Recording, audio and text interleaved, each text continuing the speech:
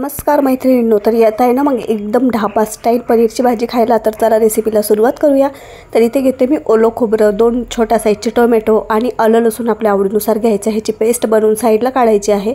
त्याच मिक्सरच्या भांड्यामध्ये मी चिरलेले 2 कांदे टाकले, ते मोठ्या साईजचे। ओबडधोबड ते वाटून घेतल्यानंतर त्यामध्ये मी जी बेडगी मिरची भिजत घातली होती 3, तर ती ह्यामध्ये घालायची आणि मस्तपैकी असं वाटण तयार करायचे। आता हे आपण साईडला ठेवूया।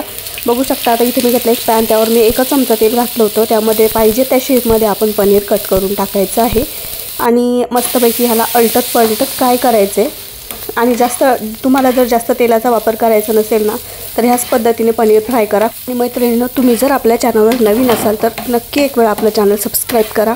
तर बघू शकता इथे मस्तपैकी आपलं पनीर फ्राय करून झालेलं आहे। आता फोडणीसाठी घालूया आपण जे कांदा आणि लाल तिखट आपण जे वाटलेलं होतं, मिरची फक्त तेच घालायचे आहे। आणि बघू शकता थोडंसं मिक्स करायचं आहे। थोडंसं मिक्स केल्यानंतर आपल्याला ह्यामध्ये घालायचे आहेत मसाले। तर सुके मसाले घालायचे आहेत। तर जास्त काय मसाले म्हणजे अख्खे मसाले वगैरे वापरत नाही आहे। इथं फक्त पनीर मसाला, लाल तिखट, हळद आणि धणेपूड, मी एवढ्याच गोष्टींचा वापर किंवा एवढ्याच मसाल्यांचा वापर ह्यामध्ये केला आहे। आणि मस्तपैकी ह्याला थोडंसं फ्राय केल्यानंतर आहे ना नॉर्मल तेल सुटते, तुम्ही बघू शकता। तर ह्यामध्ये टाकायची कसुरी मेथी आणि ह्या स्टेजला आपल्याला कसुरी मेथी टाकायची, नाहीतर काय होतं मेथीचा वास येतो जर तुम्ही आधी टाकले तर। आणि आता हे थोडंसं कसुरी मेथी मसाला छान फ्राय झाला होता। नंतर ह्यामध्ये खोबरं आणि टोमॅटोची जी आपण पेस्ट केली होती किंवा प्युरी केली होती, तर ती सुद्धा ह्यामध्ये घालून घ्यायची आणि सर्व एकजीव करून सर्व मसाल्यांना असं छान तेल सुटेपर्यंत परतून घ्यायचं आहे। आणि ह्यामध्ये टाकला आहे मी फ्रोझन वाटाणा, तर तुम्ही फ्रेशसुद्धा वापरू शकता। थोडंसं कढईला आपला मसाला चिटकला होता, तुम्ही बघू शकता। थोडंसं दुर्लक्ष झालं होतं मिक्स करताना त्यामुळे। आणि आता आपल्याला छान हा वाटाणा ह्यामध्ये फ्राय झाला ना का पाहिजे तेवढं पाणी टाका। आणि शक्यतोवर आपल्याला ढाबा स्टाईल भाजी खायची असेल तर पाण्याचा वापर ह्यामध्ये कमी करू शकता तुम्ही किंवा जास्तही करू शकता।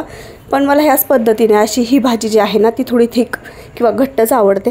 आणि बघू शकता किती मस्त उकळी फुटली आहे, कलरसुद्धा चेंज झाला आहे। आता ह्यामध्ये आपण सर्व जे फ्राय केलेलं पनीर आहे ना सकिनो, ते घालून घ्यायचे आणि मस्तपैकी ह्याला मिक्स करायचे। फक्त 2च मिनिट गदागदा शिजवून घ्यायचे। 2 मिनिटाच्या वरती जर तुम्ही हे शिजवलं तर आपलं पनीर रबरासारखं होतं। तर बघू शकता पॅन मी आधीच वापरलेलं होतं आणि ह्यामध्ये ना थोडंसं अजून तेल ॲड करून मी असं मस्तपैकी ह्यामध्ये शिमला मिरची कांदा ह्या पद्धतीने कट करून फ्राय केलं। आणि आपल्या तयार झालेल्या भाजीवर हे मस्तपैकी असं डेकोरेट केलं। तर कशी वाटली रेसिपी? व्हिडिओ आवडला असेल तर लाईक करा। परत भेटूया, बाय बाय।